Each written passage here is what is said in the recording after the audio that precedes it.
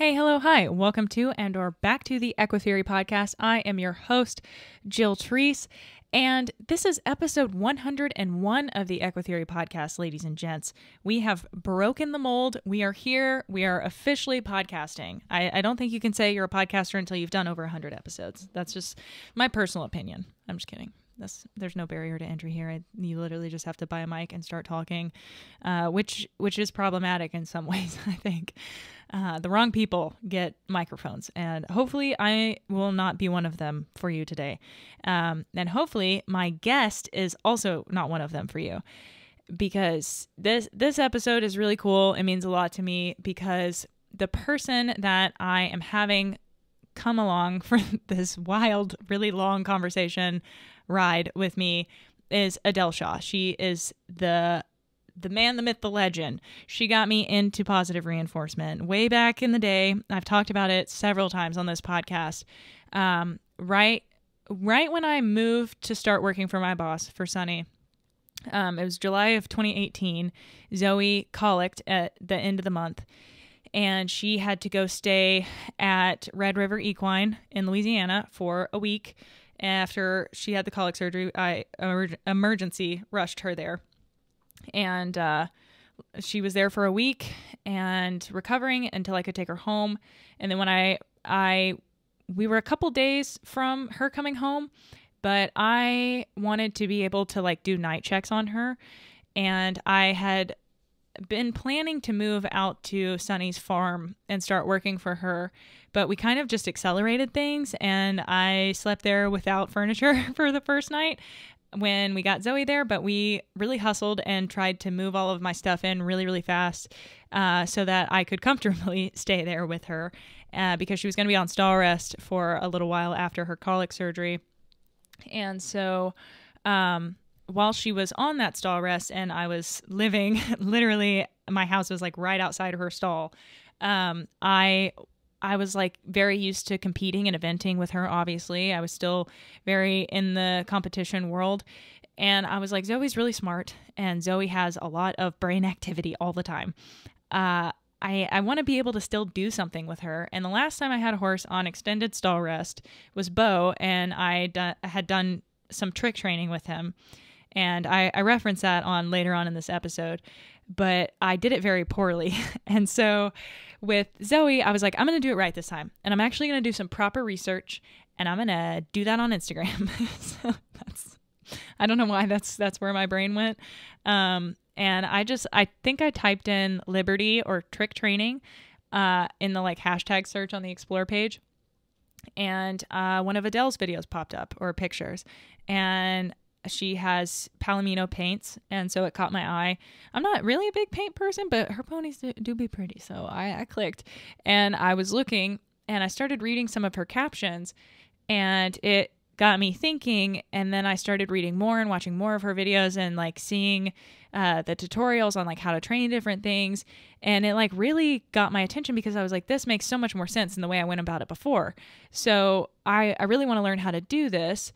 And so I think I sent her a message, or I commented or something, and she responded, and we ended up getting on a phone call, which we also talk about several times later on in this episode. And we talked for quite a while, and she just fully laid everything out to me. So grateful for her time and energy, being so willing to share that with me, because it is her job. So, it's to get that for free was very kind of her. And, she just really helped me get the crash course on it. And so she sent me some links and some resources, and I just dove in feet first and started working with Zoe, and then fell in love with how quickly she picked up on it, and how much she seemed to enjoy it, and all of the new things that I could teach her that I hadn't been able to teach before. And then I started to see a really big shift in her, and how much happier Zoe was having a say in our training, where I hadn't offered that for her before. And with the positive reinforcement, she was able to, mostly just because I can't assert my control over her per se, I can't physically manipulate her the way that I can when I'm in the saddle attached to her via butt, legs, and hands. And so it was it was just cool to see her working for just a couple of alfalfa pellets, just a little food reward, and like really enjoying the training and like being able to do these complicated things for very little in return. But she was enjoying it, and the payment, the food was worth it. And like it really changed my course in life radically. Zoe getting that colic surgery, being on stall rest, and then me finding Adele, and then Adele being so generous with her time. Like all of that just made the perfect storm for me to get into positive reinforcement and start learning about the science and the research behind why this training works and why it has been around for so long and why it's so effective with things like lions, tigers, bears, oh my. So yeah, it's really cool. And it's been a long time coming that I have Adele on the podcast, because she's literally the reason that I have the podcast. Who knows? I might have started one about eventing. It probably wouldn't have been very interesting though. Just a lot of spewing about things I didn't really know about. But yeah, so, yeah, I'm really excited for you guys to hear this episode, and, also hear about why positive reinforcement is problematic and why there are issues associated with it and why it's hard to get into it sometimes, and why positive reinforcement trainers and the internet culture around it can be so toxic and like make it almost aversive for people to consider doing positive reinforcement. So without further ado, I introduce to thee the theme music, and then probably ads, and then Adele Shaw.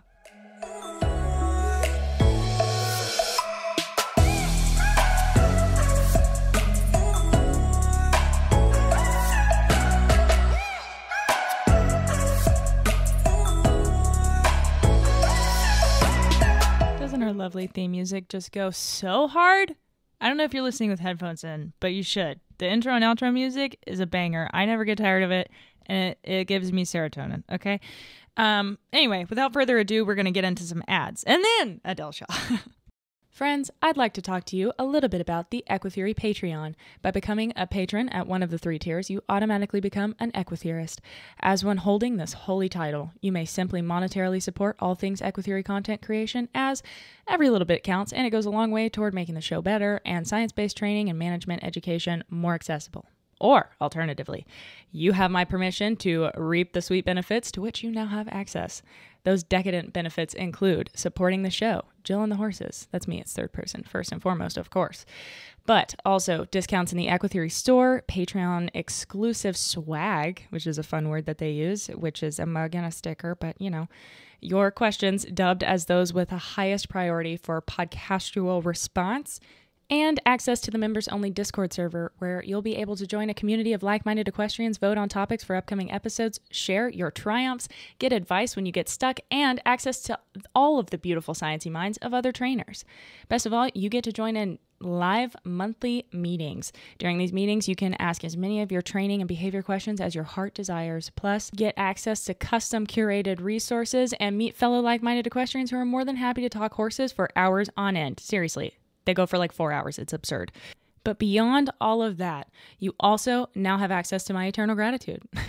And if you aren't into the whole monthly subscription thing, you can choose to opt for the discounted annual subscription, or you can join for a month, cancel after. You'll have lifetime access to the Discord server at the EquiTheorist Lite tier, or you can just keep listening to the podcast. I sincerely appreciate it. I make a little bit of coin that way, so like just keep doing it, okay? That works for me. Thanks. But for serious, if you're interested in joining, you can just click on the link down in the description or go to patreon.com and type in EquiTheory and become a member today. Alrighty, guys, I have Adele Shaw on the line. Say hello. Hello. Well, for those of my listeners that, God forbid, don't know who you are somehow, would you like to give a little bit of an introduction? Yeah, for sure. So my name is Adele Shaw, and I'm based in Texas. I'm a certified equine behavior consultant. And let's see, what else do I do? I do a lot of different things. People always ask me, like, what do you do? I'm like, how do I not spend an hour explaining this? So I'm a horse trainer, but also a behavior consultant. So kind of what that ends up looking like is that I have like two different sides of what I do.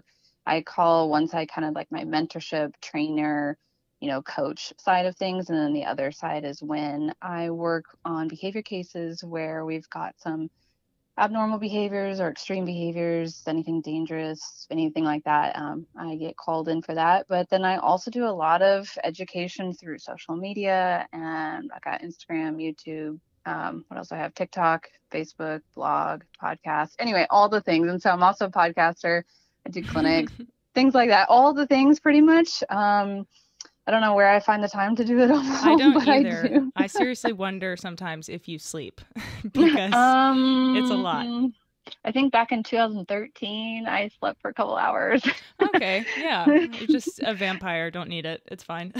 Which is actually really funny because I probably need more sleep than the average person. If I don't get 8 hours of sleep every night, then I get sick. So I actually do sleep a lot. But I have a wonderful team that helps me out. I have 3 kids, but my husband's super supportive and helpful. And then I also have some other team members that are very, very helpful. And that's the only way I can do it for sure. So that's my big little recommendation there is if you're trying to do it all, you need a good team. Yeah, I was just about to say, props to you for being able to outsource. I am a massive control freak, and from our previous conversations, I get a similar vibe from you. So yes. I know that's not easy for you. No, I was so proud of myself. I was telling, I don't remember what it was exactly, but I let somebody else do an aspect of my business recently, and I was just like, R plus to me, like I need all the cookies and all the clicks because that was such a huge step for me to let go of control of that and to outsource that. And it was so like a huge relief too, but also like I'm just really proud of myself for doing that. You absolutely should be. I know first and foremost, I've had so many people email me over the years that are like, I'll do it for free. Like, you sound stressed. I'd be happy to help. And I'm like, I can't put you through that. And also you will end up hating me, I think. And I need to mature before I allow anyone to help me, because I don't think I would be a good person to work for at the moment.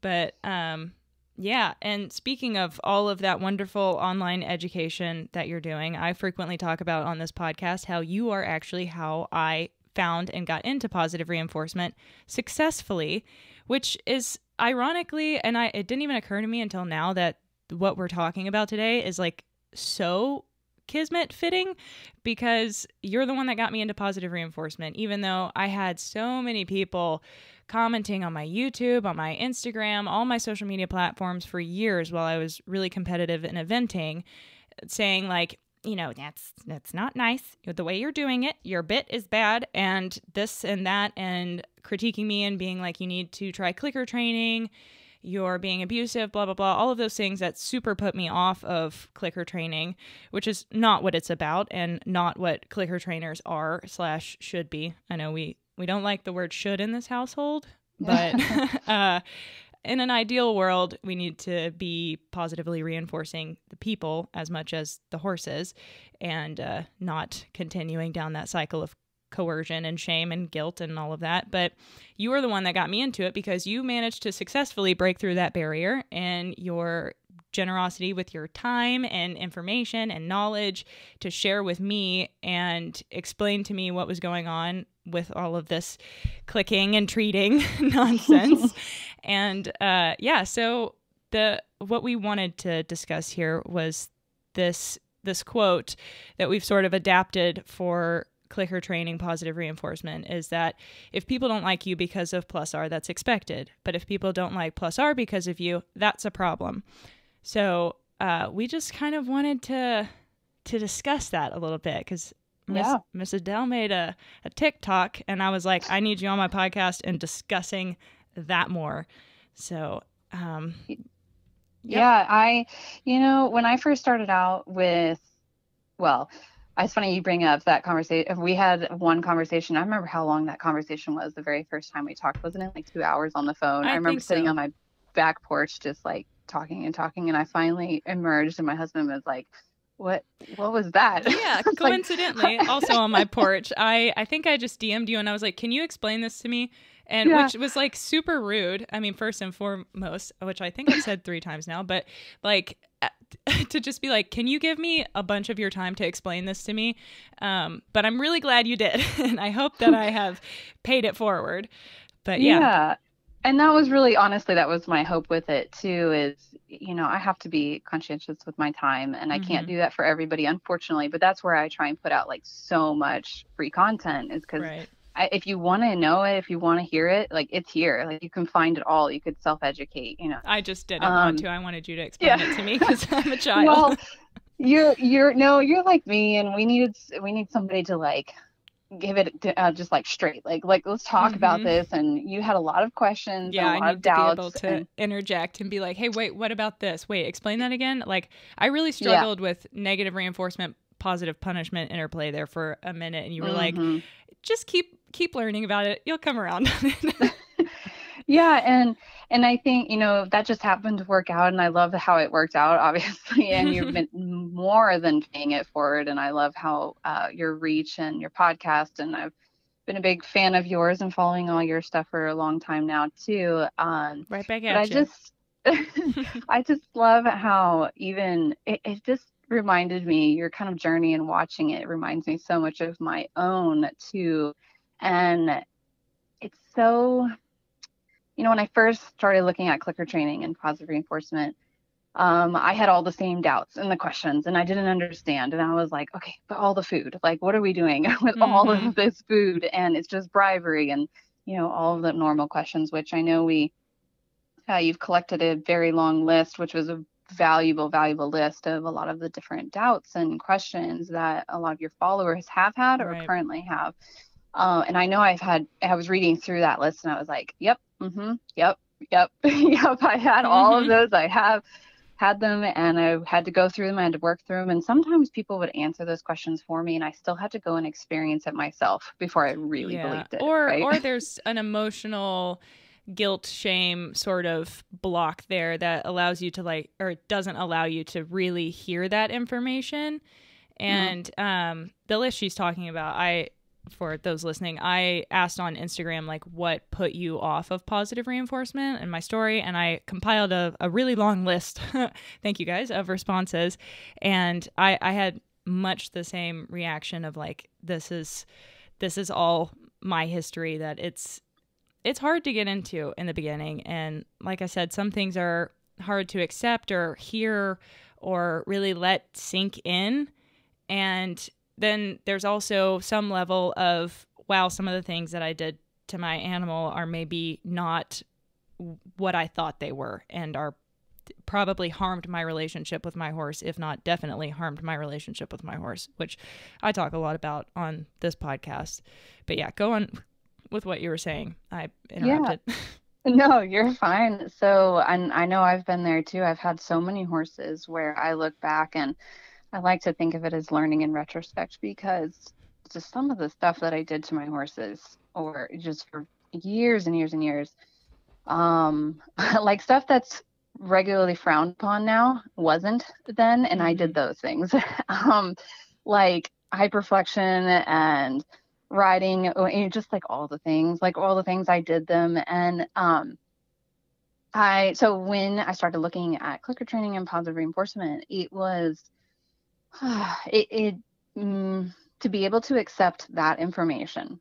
It meant that I had to accept that some of the stuff that I did, or a lot of the things that I did with my previous horses or current horses, was not only not what I understood it to be, but was actively causing harm. And obviously, it wasn't intentional. I loved my horses. I loved them dearly. I would just do anything for them.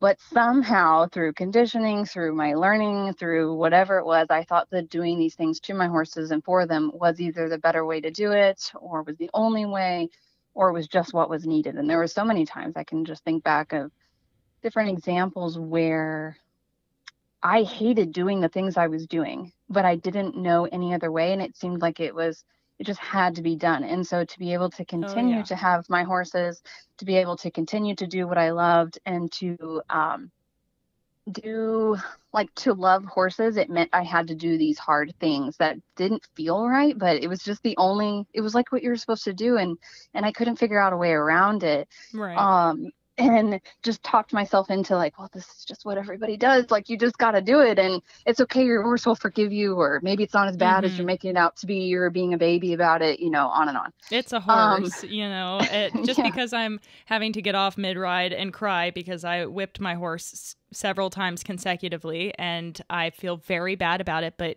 it needed to be done, or my trainer told me to. yeah. It doesn't, there's so much dissonance there, like really, really difficult dissonance, especially when you're a kid, I Hmm. mean, I can't remember or tell you how many times as a child, like, I would just do these awful things to my horses that I was instructed to do when the horse did X, Y, and Z. They bite at you when you girth them up. Well, just hold your elbow out. So it's not like you're hitting them, but they run into your Yeah. elbow every time. And so I'm effectively punching my horse in the nose every time they try to tell me, hey, that hurts. But I didn't know at the time. I thought he was just being a jerk. And that's what needed to be done for his own good. And that's just so not the case. But and even in the moment, it feels so wrong. And to not have any alternative, like, all you can really do is just sort of give into it and be like, well, this must be what's right for them, so I can at least rest easy on that. But when you're offered an alternative, then, especially with stuff like that, you almost meet this crossroads where you either have to accept, oh, okay, there's a kinder alternative to the girthy example. I can not punch my horse in the nose, and I can solve that bad behavior another way. But I'm also going to have to accept that I probably didn't need to be punching him in the nose, and he didn't like that. That hurt. That was not nice for me. Or you can take the other path that information is nonsense. There is no other way. And preserve your ego, and, like, not in the sense of like egotistical, but like your self identity, esteem. Preserve it Yeah. that way by being like, no, that isn't reality. What I'm living in is reality, and I'm doing the right thing. And I think that is what's really hard to get past with switching or incorporating positive reinforcement. And I think a lot of times, and I'm very, very guilty of this, when I first switched over to positive reinforcement, because of that and having come out of that, I almost overcompensated and overcorrected, and then got really, really self-righteous because I was like, well, now I know the truth. Yep. And now you must also know the truth. And if you disagree with me, you are wrong and bad. And you're also hurting your horse. And I have no issue telling you that. And it was like that. I felt so, like, when I finally came out of the woods, so to speak, and saw this other side and was accepting it to make myself feel better about myself, I would assume, this is my theory anyway, as to why I went the, like, hardcore purist shamey route, was that, like, I needed to feel better about myself somehow, and bringing more people to the light, so to speak, was the way I went about it, while also simultaneously putting them down to lift me up, which is no bueno. And we've learned and grown, hopefully. So yeah, but Yeah. I think it's really easy to fall into. I mean, I definitely walked that same path. And that's why I say, like, watching your journey, it definitely felt like Mm. I've watched myself in a sense, like how it was for me. And oh my gosh, definitely, I went right down that path too. And I was very intense, I feel like intense. it's a rite of passage, maybe. Yeah. And there's some research on this too. I think this is pretty normal, not just with clicker training and positive reinforcement. It shows up in other areas too. And a lot of it, I'm sure, has to do with acceptance too, wanting to find your group of people and be accepted by them. So Hmm. if everybody around you is being very much like that, then you kind of feel like you have to be like that to be accepted by the cool Right. kids. And I think when I had transitioned, we were also in a group chat of positive reinforcement trainers. So I got really used to being in a community of people that, like, accepted this as fact and were, like, super cool with it. So when I like, I didn't get that pushback until I went to my own platform. And then it was just super defensive of like, no, all of you are wrong.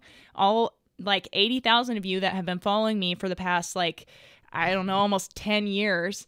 And I just did a 180 on you and now you have no idea what's going on, but suddenly I'm your enemy, you know, like I took it there with a lot of defensiveness. And I mean, I think it's hard not to do, especially when you're a little bit insecure in your beliefs, when you're new to something. That like, I just said it on my last episode actually too, that confidence is quiet and insecurities are loud. And I think that's probably why your Instagram spoke to me so much more than the harassing comments on my social media, because you were just putting it out there. Just like, this is what I do. I'm showing, not telling, take it or leave it. Versus the like, hey, Jill, you're doing that super wrong and you're hurting your horse. I didn't want to hear that.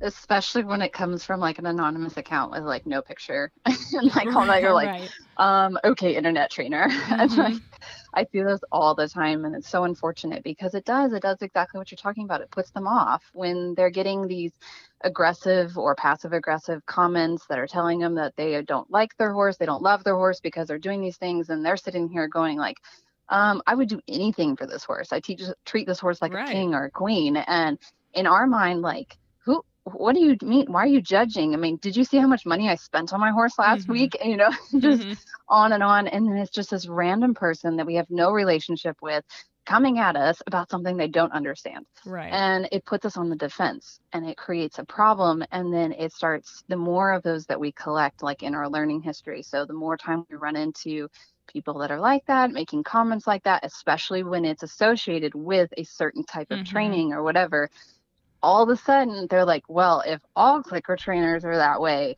I'm not going to touch that with a 10-foot, you know, like conditioning. Yes, exactly. We're just conditioning them to associate positive reinforcement and clicker training with hostility and being attacked. And there's no good feelings around it when we could be doing the exact opposite and trying to use, you know, a lot of positive reinforcement and just, classical conditioning, but in a better way. So creating those positive or pleasant associations with their interactions with people who do use positive reinforcement and clicker training. And that doesn't mean that we can't be putting educational stuff out there. That doesn't mean that we can't stand firm in what we believe and what we do.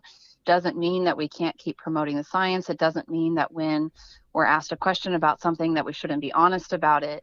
But how we present that information and in what context and how often and like just all of these different variables that come into play will make or break how somebody perceives that interaction. And I'll tell you from example, I'll kind of give a little fun story. Actually, real quick, I'm going to go back to where you mentioned getting off your horse crying after using the whip on them. I had a client recently that I've been working with for a couple of years now, and previous to me, she used a certain training method that we will not speak the name of. And I bet I can guess. And she told me, I said something about how amazing her horses were doing. And I love that, you know, she was telling me how grateful she was that I lived so close to her because it's a local client. And, you know, and I loved, you know, we were just having a conversation about how much happier she seemed about the training, and her horses were happy and they were having a good time and everything was going great. And she goes, yeah, I'm not crying after my training sessions every time like before. And I'm like, you did what? And she said after every single session she had with her horses with this previous method, she would walk away crying. And she's like, but I didn't know what else to do. And this was the only, like, from everybody around me kept telling me, this is how you make a well-trained horse. This is what you need to do. And they need to be put in their place, and like on and on and on. She's like, so I felt like I needed to do it. Everybody in my community was telling me this is how it needs to be done, but it felt so wrong. But I kept doing it because it was everybody else is doing it. Like, you have to do it this way. Right. And there's so many people out there that are like that, myself included. And it's so sad that people are walking away from interactions with their horses crying because of what they had to do to make it work. And that's just terrible. So much of my experience growing up with horses was doing just that. And, you know, I mean, it's hard. And then once you find, another way, positive reinforcement or what have you, that's kinder, even if it's not, even if it's just more ethical, more Lima based, like listening to the horse and respecting the horse more than just like the anthropomorphic, oh, he's just naughty because he's or she's red and things like that. It's so unfortunate. And I mean, that's why we do what we do, because that is like, it's just people don't know and they don't have access to it. And, it's not that I think that, everyone needs to believe what I believe, but to at least have an alternative if you are not comfortable in what you're doing, and also science would say that maybe you should look at it anyway. Yeah. The other story I was going to give was working with my farrier, and she would tell you this story too. So that's why I don't have any problem specifying who it is. But she definitely, like, if I had just come at her and told her that she needed to clicker train and, blah, blah, blah, and she was treating her horses this way or that way or whatever, then, there'd be no way. Like, she would just turn it off, like, nope, not doing that, whatever. It would have just really turned her away. But one thing that I did while working with her now, having a professional relationship, changed the dynamic a little bit, because I really wasn't trying to teach her how to train. I wasn't trying to get her to do anything. I just needed her to interact with my horses in a certain way and do what she did best with the trims, right? Right. So I would see her regularly every 5 to 6 weeks over years. And we started off from a place of her thinking I was the weirdo clicker trainer who gave her horses way too much food. Like literally she's told me this. And to a couple of years later, she was like, well, I'm about to get a young horse, and would you show me some of this clicker training stuff? And then now she's like my biggest advocate and just loves sending me clients, and she wishes all her clients would work with me. And just, she's not necessarily doing a bunch of clicker training with her own horses, but she is such a, she understands it and she believes in it, and she is an advocate for it. And it's just been a very gradual, slow conditioning process and education process, and developing that relationship and showing by example rather than telling. Right. And there's no way that would have happened if I had just come at her telling her what to do and how to do it. It was all done by demonstration over time, and like a long time. It didn't happen in a couple of days. It was years. And I love that example, because there's been a lot of other ones that are very similar, where when people have been working with horses for their whole life, like sometimes I work with clients who've been working with horses for 40 years, and I'm young, and so I still have quite a few years of experience, but not as many as they do. So you can imagine the immediate wall that kind of goes up, or like, okay, this young horse person I don't have to. I'm in my 20s, so nobody thinks I know what I'm talking about. Yeah. So for them, for people who've been doing this for a long time, that have that long learning history, especially, not only, but especially, is so important to demonstrate and to present information very gradually as it's asked for, and it'll be much more appreciated and welcomed when it's demonstrated and done in a caring and a kind way, versus I'm going to show this person what's what, and so it's such a, I don't know, there's so many different experiences of working with people and different stories that come to mind, where that was such a key aspect to it, was taking that type of approach. And I didn't used to take that kind of approach. I definitely took the, I just had another person on my podcast, and she called it evangelical approach, and just like shouting it from the mountaintops, preaching at people, telling them this is the way, the only way, really turns people off, a lot of people off, maybe not everybody, but a lot of people. And it turned me off initially. Yep. I was like, no, you don't feed horses by hand. You don't feed them treats. You're going to make them fat, lazy. It's so strange to me that, like, I saw a lot of people being like, you're not supposed to feed horses by hand. And I never got that growing up. I just fully missed that one, I guess. But some people did, because people tell me that too, that they didn't hear don't feed your horses by hand. No. I'm like, well, you're lucky, because, oh my gosh, that was drilled into me from an early age. That's so I would imagine, wild. I would imagine it probably depended on what type of boarding barn you were at or whatever. Like the place I was at growing up, the horses were largely underfed, as far as like not enough forage, so poor enrichment, whatever.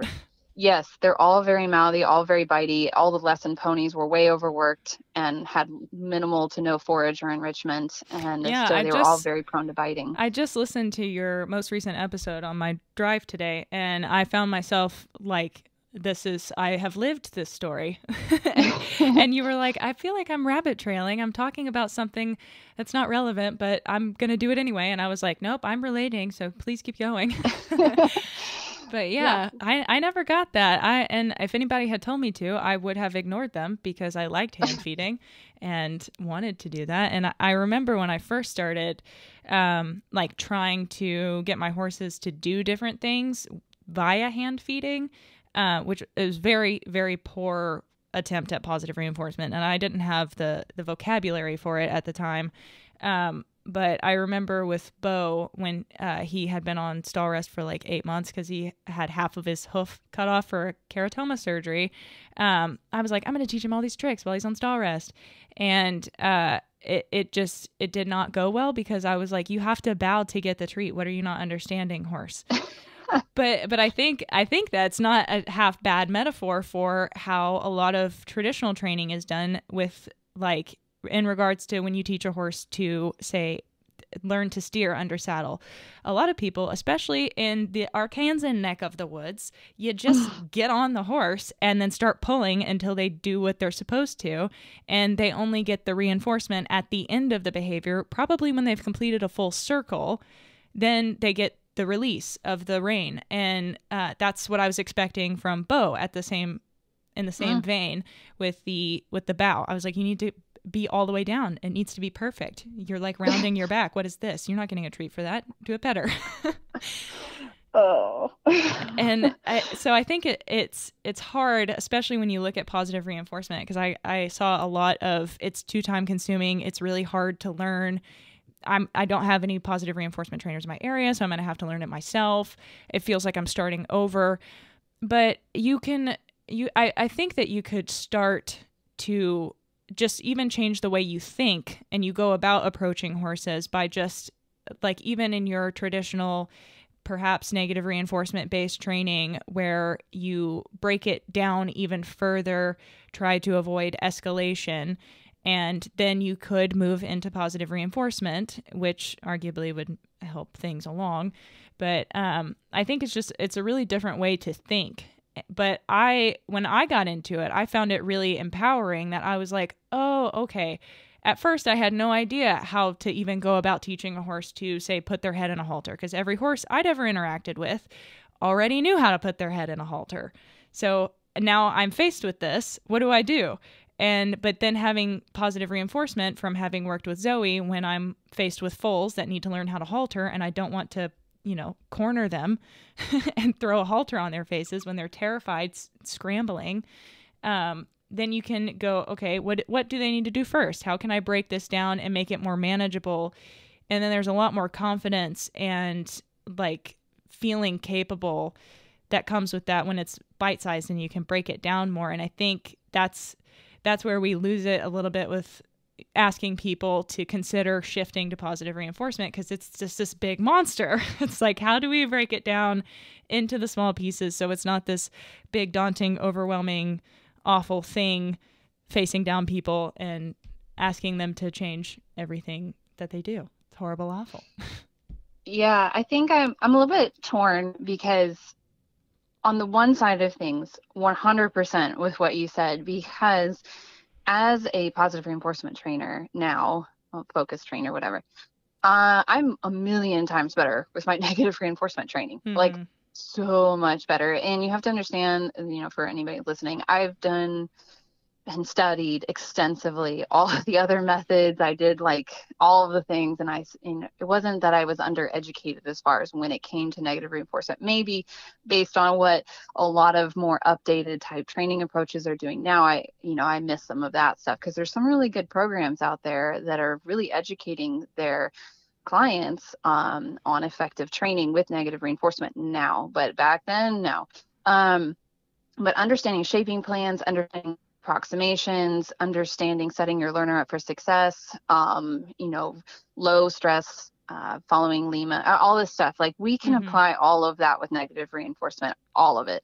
And that makes you a better trainer. And there are clients, there are horses that I have, I do intentionally use negative reinforcement for that specific situation. Now, that is not my main area of focus. Those are pretty far and few between now these days because of where I am focusing my business and my energy and time, but they do come up still. And I am much better with it now. And it's really low stress. It goes over really well. And unless the horse is packing serious trauma around that particular behavior and pressure, it usually goes very well. Yeah, I experience much the same with, like, I live on a horse farm where I have my boss wants a bunch of our horses that come through the barn to be sold traditionally. There are some that we want to focus on with positive reinforcement and go to positive reinforcement only homes.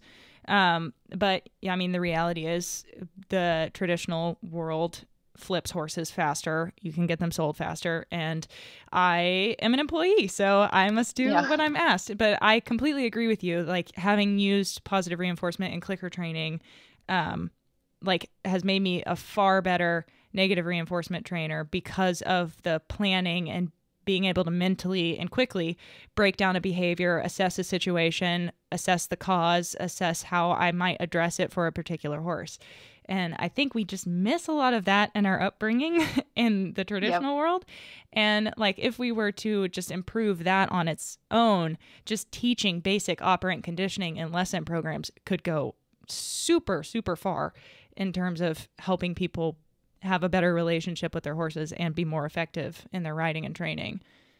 Yeah, and in addition to that, the better timing. I mean, working with a clicker makes you really good with your timing. So, and that can be applied to negative reinforcement too. Instead of the click, it's the release, and it needs to be very timely. It needs to be, and it needs to be frequent. And that's the other thing is I feel like people withhold, like you mentioned earlier, reinforcement for way too long. Right. And look for their lumping criteria, all of that with negative reinforcement.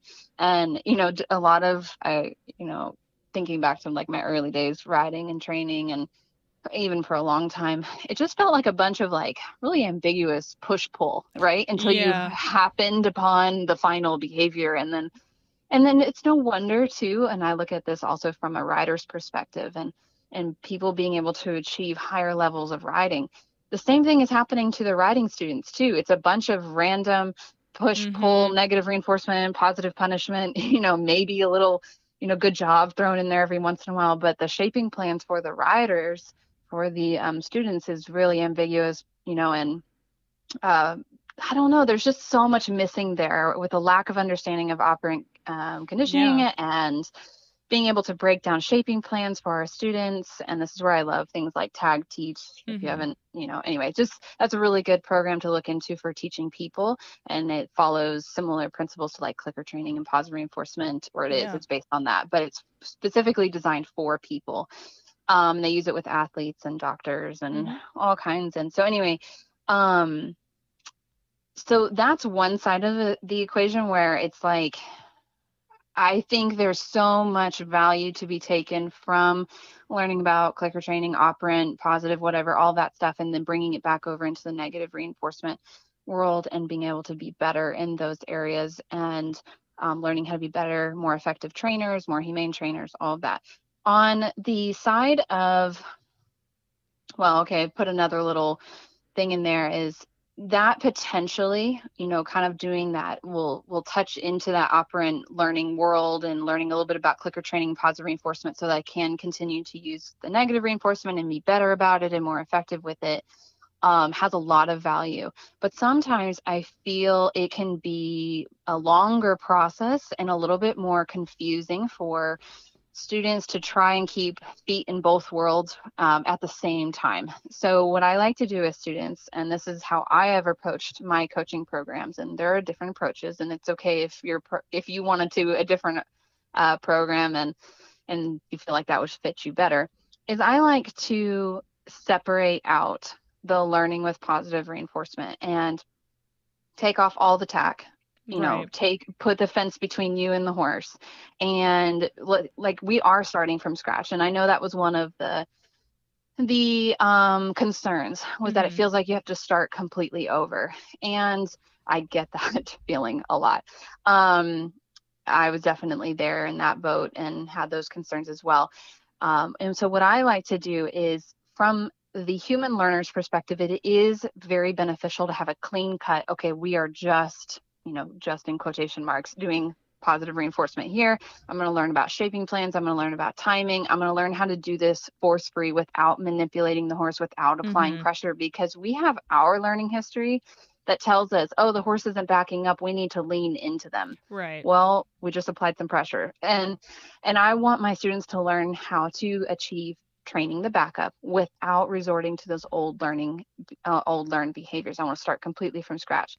However, something I've learned over the years of being a coach is that it's really not realistic to do that for everything right away. And it's not ideal for every horse rider team to just say, okay, scratch everything you've done before.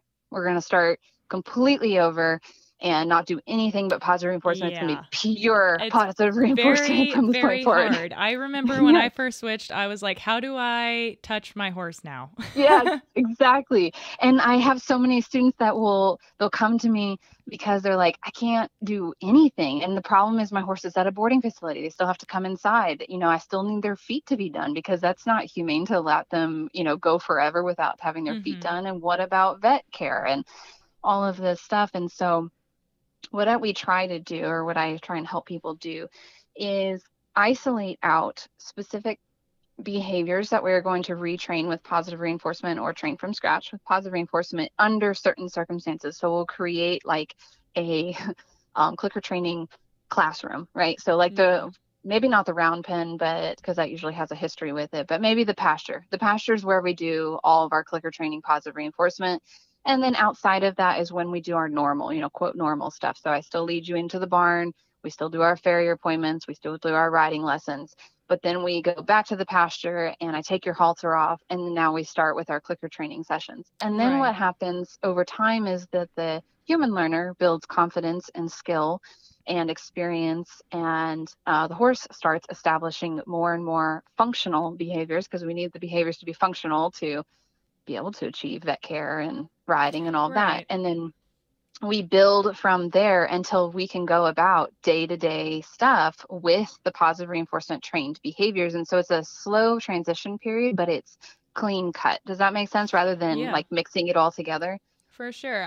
When I went to the Alexandra curling clinic, I remember I was still fairly new to clicker training, and I had asked her something about that obviously to her smelled like I had done this. And she was like, you don't have to throw the baby out with the bathwater, Jill. Like, you still need to be able to like be safe and do things with your horse. But the point is to like start replacing things as you go. And one of my favorite things that you always say is horses are very, very good at context and understanding context. And my horses very well know the difference between Jill with a treat pouch on and Jill with a treat pouch off. And there's so many different things that you could do. That one I think is very easy, but you could train at a different time in the day from your traditional rides. You could, have a 30-minute break and put on a different halter, or go to a different area, or use different equipment, or put on your clicker training hat, like have a literal clicker training hat. I mean, there are things that you can do to help delineate the two, to number one, keep you separated from the traditional brain and your horse separated. Because like you're saying, it is really hard to separate your quote unquote traditional brain from your brand new shiny positive reinforcement brain. And I remember Zoe knows how to back up, because when I first started clicker training, I couldn't help myself but just tickle her chest a little bit, because she already knew that. So then for months, anytime I went to scratch her shoulder, she started backing away from me. And then I was like, I was just petting you. Like I didn't mean to, but then I created a super strong reinforcement history for it, because it was mildly aversive at one point, because I would put my hand there and then gradually start increasing pressure until she backed up, and then I'd take the pressure off. And since she knew that cue, I didn't have to apply very much pressure. And then when I went to teach back up, I just kind of used the old cue and then clicked and treated. And then it just got extra reinforced and potentially converted to a positive reinforcement cue. And then all of a sudden I can't pet my horse anymore because I'm still trying to assert my will with pressure. And then when I tried to teach it with hands off, I couldn't help myself leaning. And I didn't notice that I was leaning until I went to that curling clinic, and Cindy Martin was like, "Hey, Jill, can you like not lean at your horse? You think she's responding to your word, and she's not. She's responding to you leaning. Turn around, face the other way, and say the same cue. She will not back up." And she was right. That all to me sounds like a stimulus control issue, though, because she just was picking up on, oh, if the human touches me, because she wasn't differentiating between when you would scratch her on the chest or whatever versus the shoulder. She was just going, oh, she touched me in the shoulder region, therefore must back. Yes, historically quite bad at stimulus control in the beginning. I almost broke my foot not putting hip targeting on stimulus control. Oh, yes, I remember that one. Yep. And this is why, friendly reminder to all the people listening, we start with a stationary behavior. We start training clicker trained behaviors, positive reinforcement with what I call a default neutral, but there's other people call it like an attentive neutral behavior, or there's different words for it. It doesn't really matter. The whole point of it is your horse is standing with you calmly. That's the first foremost behavior that you train. You do that first before you do anything else. And then you can build from there, but definitely revisit, stand with me calmly throughout each training session, and make that your most reinforced behavior. Because if every horse is confused, the whole point of it is they go, I don't know what else to do. I know that the most probable behavior to be reinforced is just standing here, so I'm going to go ahead and do that. Yeah. And that was a big concern that was voiced on my story, that it makes pushy horses, it makes muggy horses, it makes them aggressive, it makes them dangerous, and I'm concerned for my safety because my horse is really food motivated. And I think I personally am not like, I can't think of any off the top of my head. I'm sure there are some people that have posted videos or pictures working with their horses where the clicker training might not look super good. Like the horse is all over the person and they're like, look, I'm clicky and treating, I'm doing it. But I've seen a few of those. They're quite scary. Yeah, I can't think of any off the top of my head, but I'm sure it exists. And that is the first thing that we teach. And I have like videos up for free teaching that on my YouTube channel because it's so important. And I think that, getting back to the topic at hand, which it's fine if we deviate, I don't care. But that, like, the point being that sometimes positive reinforcement can look bad on social media because of the approach and the bad demonstrations. And I'm using bad as like, in the sense that it deters people from wanting to at least investigate or create like intrigue and be like, hey, what is this person doing? It's automatically like, oops, that's bad. And for some people, that's merely just seeing somebody hand feeding a horse. Yeah. But other times it's because of how the horse is reacting, and that the horse is all over the person, or that the person is having to do a whole lot of work, or it seems like the horse is running the show.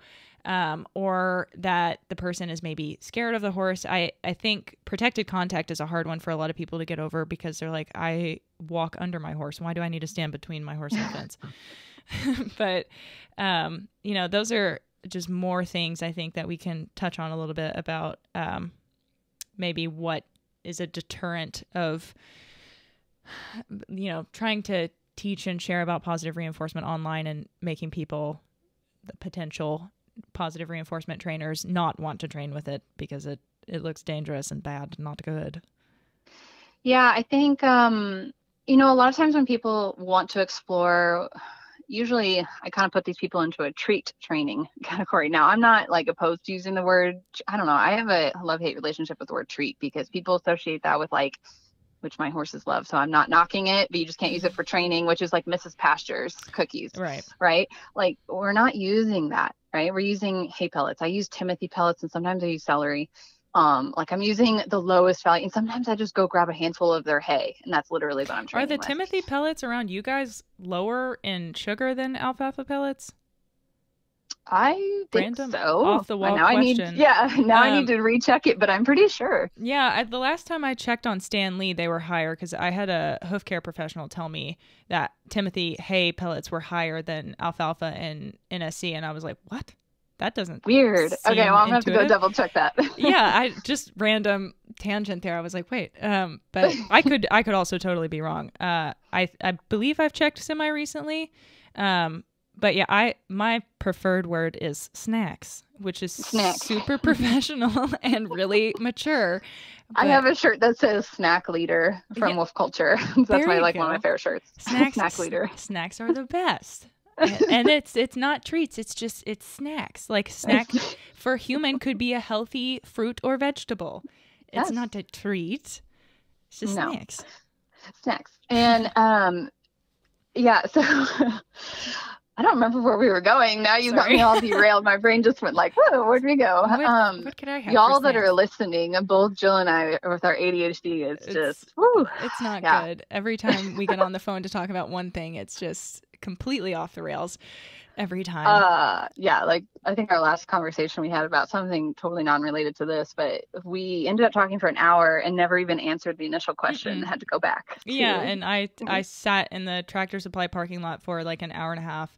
Yeah. Not going in because I wasn't done. Excuse me. Yeah. We were talking about like accidentally promoting treat training and danger, and you said you had a love-hate relationship with the word treat. Yeah, I have a love-hate relationship with the word treat, and that's because a lot of times when people are first exploring like quote treat training, we'll just kind of label it that. It's usually used. They're usually using something too high of value. They're usually starting with something that sounds fun and exciting. It's like a playful trick. Like a bow. Yes, like a bow. And trick training, whatever. And the problem usually, not everybody, I'm not trying to label everybody, but usually what I see happen is that they go in with this idea of this grand behavior that seems fun, that they want to play around with. Maybe they're taking a break from riding. I don't know. And they start with something fun and exciting, and they usually lump their criteria. So that means that they're withholding the food for way too long until we see the end result or close to it, just like you gave your example with the bow. And so I see things like rears, a Spanish walk, bowing, running around, bucking, playing, all of these things. Okay. And I'm using the word play very loosely here. Yeah, I've seen that. Yeah, that's a whole nother topic. And we end up creating horses that are extremely frustrated. They're basically going like, I can't figure this human out. This is super annoying. We see a lot of displays of frustration. We see really dangerous behaviors too, or behaviors that could become highly dangerous. And then we have a lack of understanding of stimulus control. So putting it on a good, clean cue. And just, there's all of these factors that get played in, and we see horses that are kind of out of control and look really dangerous to be around. And I've been doing this for a long time. I've been training. I literally feed pounds and pounds and pounds of food every day, and this is all I do every day. And I am scared by watching those videos. I'm like, oh my gosh, you're going to die. Like, yeah, so I don't blame people for being thrown off by those videos. I would be too. I definitely had several with Zoe, because right when I first started training, I fell into that. Okay, I've done target training and now she can trot with me. That's fun. And like I just taught her how to touch her nose to a target, and now I've escalated super fast, not differentiating to follow a target versus touch the target.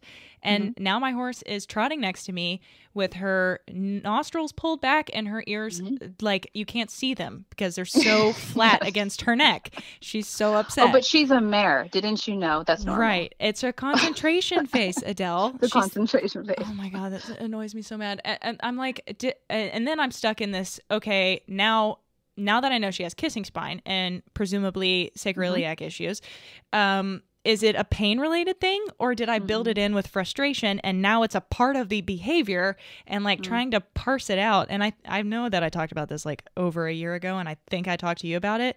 Haven't been consistent with Zoe. No, I haven't fixed it. Sorry. We got better at it before I just forgot that I had a horse, and worked on other people's horses, which is how the it horse goes. trainer's life. Right. Yep. And, so I think that, there's still that element of like wanting to protect the ego, and also, accidentally having faulty training, well-intentioned, but faulty nonetheless. It doesn't mean you're good or bad. It's objectively just now you have something else to work on and change. And I think that I probably have a couple of videos like that. Like I did some photo shoots where I was trotting with my horse, and I can't use 90% of the pictures because she looks like I'm beating her, even though I'm just running next to her. Yeah, for sure. That I definitely added to that pile, but I cut you off Well, again. and no, you're fine. I think, my encouragement to people that are on the fence is you need to really go look to the professionals, right? If you are going to learn how to jump, if you are going to learn how to do dressage professionally, if you were going, okay, ideally, okay. Sorry. Okay. If you were going to, I don't know, learn a new training method, or just go outside of horse training. Pick a different sport. Like, okay, you're supposed to go and learn from people that know what they're doing, right? And have a good reputation and are qualified in the area. Okay, fine. If you want to be a doctor, you're not learning from the person down the road who gave a shot one time, right? You're going to a school and you're getting your years and years of education, and then your years and years of experience, and then you go and work under somebody and you learn. And then I tell people to think about, okay, so you've been riding for X amount of years, whatever. Maybe you're even a professional at this point. You are a professional in your industry, in the horse area. Maybe you're a professional reining rider. I don't know. Anyway, how long did it take you to get there?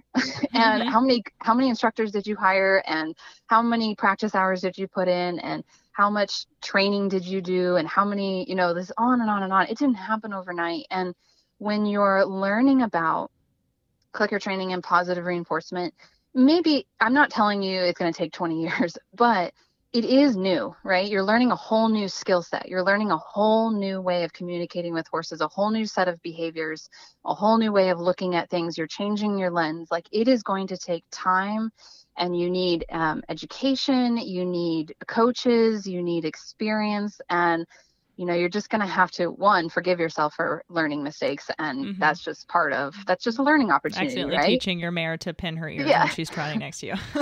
Okay. I don't even know if I've talked about this much on social media. I keep meaning to, but only so many hours in the day. And I taught River the same thing. I actually don't do target training with my mare River anymore. So that'll take you off the hook. You don't need to do it. When I first started working, and for you guys that don't know, she's my 6-year-old mare that I've had since she was 4.5 months old. She was my clicker train. I know, right? That's crazy. She's my baby, my example, my horse that I was going. I actually got her during that period where I was still in this very much like, I've got to prove this to the world. And so I got her to raise her up with all clicker training, I'm going to be 100% pure about it, and it will be amazing, and I will prove to the world. Also, I'm going to put this in there, it is not, you don't have to be the one to go out there and prove to the world anything, especially if you just started doing this. It's not your job. Please don't. No, you don't have to carry the torch for everyone. No. We all do it because we get so impassioned. That is literally the catalyst for this podcast. But yeah, I did the same thing with Azula. I was like, this will be perfect and might double as a tax write-off. I can show the world. And I did it with my mare. And honestly, it's been such a beautiful experience and such a learning experience. She has taught me so much. Like, if I just started listing out all of the things, and she is a wonderful example. She is an example that people use. And I can't tell you how many people come to me almost daily and they're like, Yeah, I have a friend that's not sure you can work with young horses with clicker training, and I show them River, and I love that. I love that Yeah. so much. But her and I's relationship comes first, and it took me a little bit to get to that point where I realized her job is not to prove to the world that this can be done. Right. I know it can be done. It's just, she just happens to be one that is experiencing it, one of the first, and it's going to be amazing and beautiful. But anyway, I did make mistakes. I made mistakes with her. I poisoned some behaviors like following the target. I built a lot of withholding and frustration into it. And Duration's so, hard. well, And I just having also, a literal carrot stick in front of their face practically. right. I've been able to successfully teach every horse pretty much since her how to do it without that. I mean, not every horse, but yeah, it's gone really well since that because Ditto. she taught me. She taught me how to watch for that. And how not to do it. Yes, how not to do it. She taught me how not to do it. And then there were other factors at play, and this has actually been the hardest part with her, is that as much as she was supposed to be my demo horse, my horse that was supposed to prove to the world, she's got stuff like she had bowed front legs that needed multiple surgeries, and they're fine now, but I didn't realize when I was teaching her targeting that those were starting. And so she was likely in pain though. So just like with your mare, right. We've got some underlying pain conditions that we're building into this whole experience of being asked to move to get the food. And if we don't move, we don't get the food. And so it's a mess. Yeah. And then we also discovered she has PSSM. So that also got built into it too.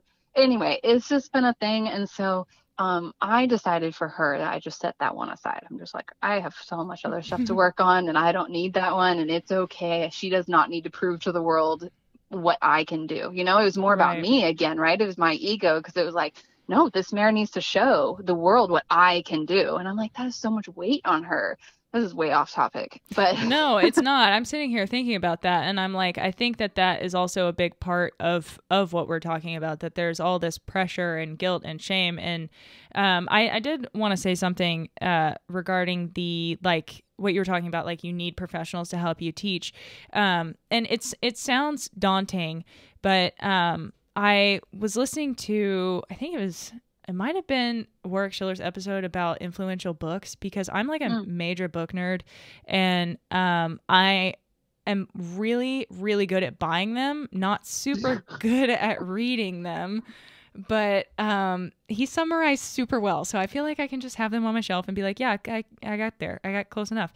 But he first approximation. Yeah. I think, I forget who wrote it, but I think the book was called Mastery. And he was describing how when you're learning a new skill, you advance exponentially faster than once you know all of the basics, you plateau and you're like, well, I don't know what to do. And that happened to me really, really hard with clicker training. So that resonated with me. And my boyfriend always gets mad at me for citing my sources, because I'm always like, well, on this podcast or on this one, he's like, I don't care. I think that's great. I don't care what Kirk Honda said on Psychology in Seattle, Jill. Just tell me the thing.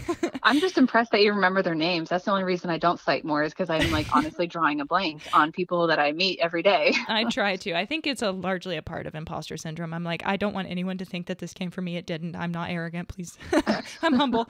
I was raised in the South. But anyway, that happened to me really, really hard with positive reinforcement. Like, I got into it and I was like doing all this and I'm advancing really quickly. I'm learning. I'm like taking in all of this knowledge. I'm applying it. I'm getting better at it. I'm honing my skills. And then once I got to the point where I felt like I can take on clients, and then just kind of like, this one client I took on was for trailer loading, but it ended up being self-haltering, bridling the saddle, also has trouble. Nobody can touch her ears. Right. And and you also have to teach targeting, and like there was so much that went into it. So I ended up like running pretty much the gamut, and that has been happening since with all the other horses that I've taken on.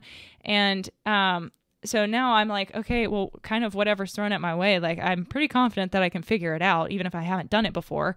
And don't let anyone hear that I said that, because the second I'm asked to do it, I will suddenly regress right into imposter syndrome and be like, I have no idea what I'm doing. Except for you're blasting this on your podcast. Right. But I'm in my office by myself. Nobody can hear me. Oh, okay.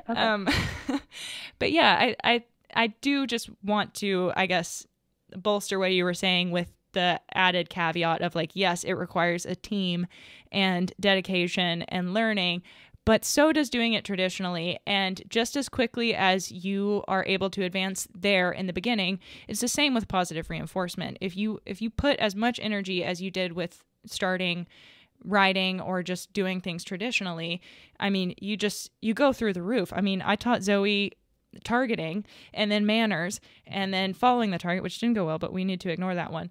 And then self-haltering and then self-bridling and then reconditioning the tack. And then can she follow this target over a pole? Can we do X, Y, and Z? Can she lift this leg? Can she target her hip? Can she now walk sideways when I'm standing on the side of her? Can I get her to literally side pass towards me? And like being able to do all these cool things really, really quickly, because once you understand it, you get it. Then you teach the horse gets it. And then it's just a refining process and getting better and better. And what he talked about, the example that they use in the book is a black belt in karate that this guy in the book had started karate and was like, oh, I can't wait to learn what you learn as a black belt. And then when he finally hit black belt, they were basically back at the basics, back way to the beginning, refining the basics and moving from there. And like I said, with feeling like I can teach pretty much anything, which sounds arrogant, but if you understand the basics of operant conditioning and you're familiar with your species, horses, it's just a matter of coming up with the right shaping plan or management protocol for the most part. And like, if you can find what works for that horse. And I know this might sound like an oversimplification, like it is complicated, but at the same time, once you know the basics, it's easy to like make the complicated simpler. Does that make sense? And I'm gonna butcher this quote, but it's from Ken Ramirez, who's an amazing trainer. You guys should definitely check him out.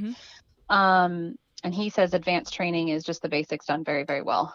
And that's really what it is. I mean, it is more than that, but it's also not. It's like you have that foundation that you lay, and it's the basics, and the basics are hard to learn. And then once you learn them, it's a matter of refining them and then building on them, and everything keeps building, and you always revisit the basics and you build the basics into everything. It's just, they get more and more complicated, like more detailed, more, there's just more to them. There's more variables about them. So when I look at things like I'm going to train, like right now, my Mary River, I keep bringing her up because I've been working with her a lot lately. Lucky you. Working with your personal horse. I'm jealous. Part of it, the reason I'll give you my little trick here is that I have to do all of my videos for my courses. So I use my own horses for those. So I'm kind of like, it has to happen. So it's really great. It works out nicely. Yeah. It's still working. So it's worthwhile, right?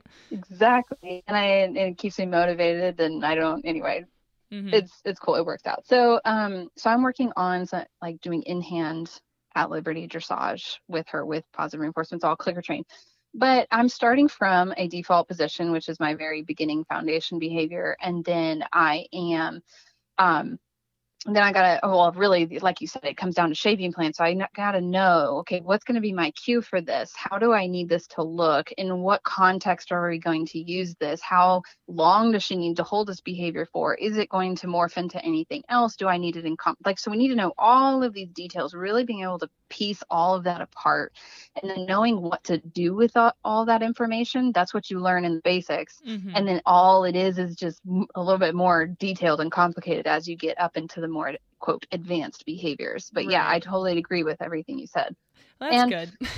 One thing I wanted to add to that too is that I say instructors and coaches and, all of that, and which would be amazing. And there are a lot of opportunities to work with coaches all over the world. I mean, I teach, just for one example, I teach people in France and Canada and just Germany and everywhere. So, and I do real-time coaching. So it's like I'm sitting right there. I know. I saw your TikTok or some video the other day of you like actually working with someone, watching them on Zoom. And I was like, props to you again with the control freak issue. I had to like pause, number one, because I'm in a master's program. So I'd like have to cut my horse and social media time in half. But the, like just the control issue of needing to be there to be like, no, wait. let me get in there. And that sounds like you need to work on your hands-on part. You need to be a little less hands-on. Oh yeah, for sure. And I mean, the clients that I've worked with in person, it takes me a hot minute to get there. And usually we have to put the horse away and I need them to clicker train me first before I'll pass the mantle and let them clicker train their horse. Well, I do that too. We'll do human to human practicing all the time.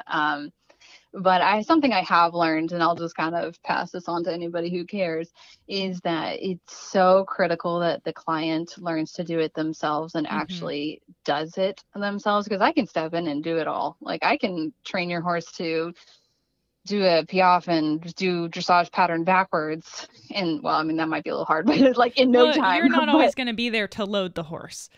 Yeah. And also, if they don't understand how we got there, they can't replicate it for anything else. And if they don't have that relationship with the horse either, because I can't tell you how many times this has happened, where I leave and everything falls apart. I come back, the horse is like, recognizes my truck, knows what's happening, whips it all out. It's beautiful. And, you know, that happened way more before early on in my coaching career than now, thankfully. But a lot of that has come from realizing that I need to be way less hands-on, and I just need to do better as far as like how I'm coaching. And I can do some demonstrations, but it's really, they need to be clocking that time, and they need to be really comprehending like how we're achieving each step. Anyway, going back to community, that's where I was going to go with next. I think too many people isolate themselves or accept a Facebook group as their form of community when it comes to doing this new thing. And then you're just putting yourself on an island, right? You're isolating yourself, or you're putting yourself on an island with a bunch of extreme critics and people that are probably don't have your long-term best interest in mind. Right. So obviously you either need to join the EquiTheory Discord server where everybody's super nice and lovely, and we have I didn't know you had a Discord server. Of course I do. Live monthly meetings. If you become a patron at the $5 tier, you have lifetime access. Or to plug Adele, you also have courses with communities, and I listened to the full ad, so now I am fully informed on your last episode. And you can level up into the academy, but you get communities both way. Am I right? So quick plug. Yeah. No, we have the course, the initial foundation course, which is where we do the basics. But really technically, like we go into it, so you will walk away from the foundation. I bet you do. You will walk away from the foundation course fully prepared to do your own training if you wanted. But you can, like you said, level up into the academy, and that's all my foundation course graduates. And we have people in there that are riding, doing dressage, training a really advanced cooperative care. Like we had one student of mine, she needed her horse to not only take meds in the eye, like the gel and all that, but she needed to actually hold her eye open during the whole time. So she trained the horse to keep her eyelids apart for an extended period of time. I did the halfway there, just the gel in the eye, but wow, that's right. Oof. I was impressed. Yeah, no joke. That's crazy. So that's where all my more, quote, advanced courses are too, the riding ones and all that. Anyway, but I'm really big on the community part, and that's one thing I wish I had really found earlier on. And I did actually, to some degree. I had some friends I met on social media. They were the ones that encouraged me to get started. But without them, I would have absolutely failed. I would have failed. I would have never gone back. Like, you need a couple of people that are there to support you, bounce ideas off of, and also tell you when you need to keep learning and trying again. Right. Our WhatsApp group was like super integral to keeping me motivated. Like I remember my boyfriend at the time, he would always be like, "Who are you texting?" And I was like, "Shit, my positive reinforcement group, leave me alone." Like I was so invested in that group. And then we all just decided at the same time, we don't need to do this anymore unless you guys just continued without me. But would also be understandable because I stopped responding. No, I think we all hit rough patches in life, and it kind of just fizzled. But we all have stayed, most of us, relatively connected. Yeah, but I think. I know you and I have, and there's at least two other people that I stay connected with. But I think that even if you don't have somebody that is like coaching you in person, or you're not taking a course right now, you need to find people, even if you have those people, you need to find a community, because I guarantee you that you're going to struggle. You're going to struggle no matter how good you are. if you're only surrounded by people who doubt you and ask you questions and don't understand and don't push you and don't encourage you and just don't believe in what you're doing. I mean, that's true of anything. Yeah, and Like, there's something wild about Facebook groups that, like, oh even yeah. if you're in a, like, don't get me wrong, the positive reinforcement, clicker training groups are super helpful and great, but Mm. sometimes it still seems like it just must be the nature of Facebook groups that everyone still is angry at each other and thinks everyone is wrong. Like, the other day I saw someone whose book I am reading currently arguing with someone on Facebook, and the other person was very convinced that this individual that is very accredited was wrong, and I was like, what is happening right now? This is so Facebook of them. But yeah, I mean, I don't know. What would your suggestion be for a community then outside my Discord server, which is wonderful, obviously? Obviously. You know, I personally, I stay far, far, far away from Facebook. I do have my Facebook business page, but Oh, and same. I'm a member of many different groups, but you won't find Nope, me me in neither. them unless somebody tags me. And even then, sometimes I kind of toss the coin on whether or not I want to participate in You whatever's going just on. click that notification and look Yes, the other way. yes, that does happen. And now if it's a good thing, like they're tagging me like, hey, she's got her course, like I'll Oh like yeah. that or whatever. Love But you. Saw that for sure. I don't know how I keep losing the other notifications. right. I would encourage most people to stay away from the Facebook groups. I mean, I know that some people love the Facebook groups and there is some good information on them, but I think you could find that same information somewhere else that's much healthier interactions between people. Like your course or my Discord server. Yes. I think you could also reach out to some people maybe I happen to be an Instagram lover, so that's where I got my start. So I tend to have a bit of a positive feelings towards Instagram. Now, there's definitely hostility on Instagram. There's definitely some toxic stuff there, but I find it's a little bit less than Facebook. And what you can do to make sure that it stays more healthy is if there's a couple of accounts that you've kind of been following or reaching out to, or maybe you've chatted back and forth, maybe those couple of accounts, you could invite them to do a small group. Like maybe if that would be more comfortable for you rather than a large group, you guys, I mean, like a WhatsApp thing, you could create a Yeah. private little community or even on Instagram itself. Well, like you Maybe, invited me into that group, and I didn't know anybody else in the group, yeah. and was just like, I don't know who you guys are, but thanks for having me, and I can't wait to talk to you. And I learned so much from them and got a bunch of encouragement. And when it's in that, like, I don't know, everyone has like something to lose, sort of, which is maybe the most negative reinforcing take I could have had on that. But like, it provides a little more incentive to be nice and encouraging and be like delicate with your criticism. Would that be negative reinforcement or negative punishment? Because you'd be with removing the reinforcer. So I think it would be negative punishment. Like if they got kicked out of the group for being rude.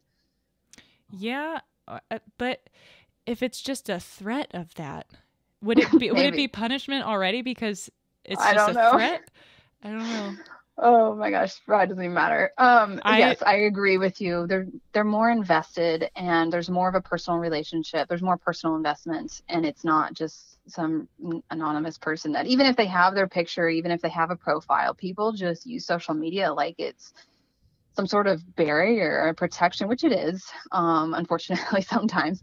And just to say whatever they feel like. Yeah, and I think the key would just be to pick somebody that is open-ish, like they're comfortable sharing their horses and they're putting themselves on the line already online, and are like in the same boat you are, maybe, to be like, okay, we're both out here showing what we're doing, you know, versus people like that are creating a study group. Like that way you guys are encouraging each other and studying together and like learning together. It would be probably beneficial to have one or two people in the group that are further along in their journey, as far as this particular thing goes, because that way you guys have, you know, you have somebody to look up to, and, you know, you can have different stages.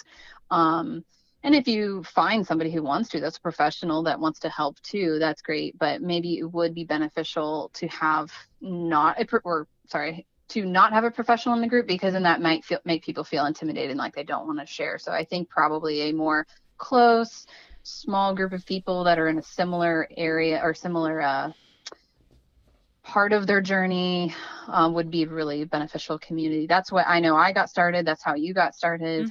And then obviously we've got the bigger groups, which my group is not all that big and is very closed, meaning you have to go through many months of the foundation course and then you join. And then, I mean, we're all super, and I'm just sharing this as an example of how the community should be. And if somebody posts something, we actually have kind of guidelines that unless you specifically put it in your caption that you were looking for help or advice, nobody else is allowed to comment advice. Like they're allowed to support and encourage, but they are not allowed to offer critiques or feedback. That, I believe, is also in my server rules, and I have mods because I'm not as active as I would like to be in the Discord server, but I have mods that are pretty active in there and monitor that for me, which is the nicest thing ever. Shout out Katie and Peyton. You guys rock.